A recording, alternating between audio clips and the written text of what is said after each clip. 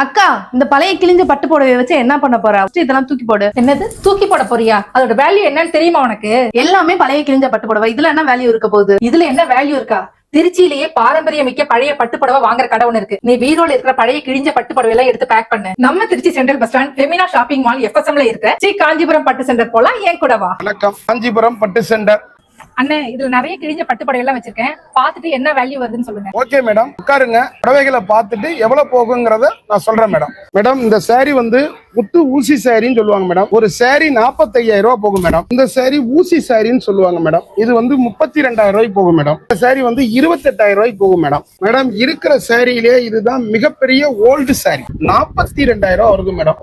ஆக மொத்தம் உங்களுக்கு வந்து 1,47,000 ரூபாய் வருது மேடம். என்னது 1,47,000 ரூபாயா? உண்மையதான் சொல்றீங்களா? ஆமா மேடம், நம்ம கடை வந்து இன்னைக்கு நேரத்துல இல்ல மேடம். எங்க தாத்தா செஞ்சு, அப்பா செஞ்சு, இப்ப நான் செஞ்சுக்கிட்டு இருக்கேன் மேடம். காரணம் என்னன்னு கேட்டீங்கன்னா, நாங்க இடைத்தரகர்கள் வைத்து வாங்குறது இல்ல.